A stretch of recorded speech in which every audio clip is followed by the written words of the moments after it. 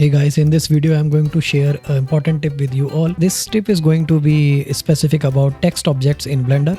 So suppose I'm having this text object, and what I do sometimes I don't want this text to be filled inside with these faces. So I select this fill mode and check this to none. So I get rid of all the faces which are inside of this text. Suppose I want this effect to be generated by the method of geometry nodes. Let us say you want to create some modifier which is involving text objects and you don't want these inside faces. So I'm going to show a method. I want to explain a bit something about this when this object is going to be converted into a mesh. So let us convert this to a mesh and go into edit mode.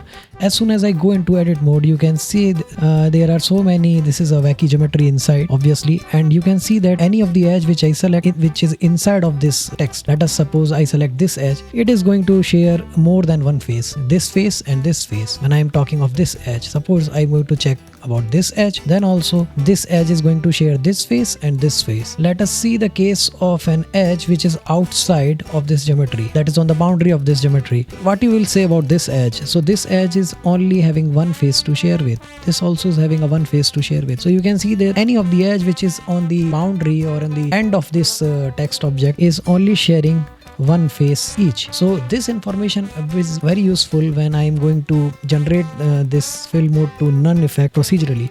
So now I will do this by the help of geometry nodes, so I can explain. I can use this edge information correctly. So here I'm having this text object, and let us add a new geometry node modifier, and obviously I want to delete some of the faces inside of this text object. So I am going to add a delete geometry node here. So I want to delete edges and everything, face and all the things related to these edges. And at the moment nothing is in the selection, so it is deleting everything. Now I'm going to put an important node here, and that is here in the mesh read option you are having this edge neighbors node. So what's specific about this edge neighbors node is that it is going to give you the number of faces which each edge is sharing. So it is going to output all the number of faces corresponding to all the edges which are being shared. You can see the tool, the tip also when you are hover this mouse over the node. And then I need a compare node here.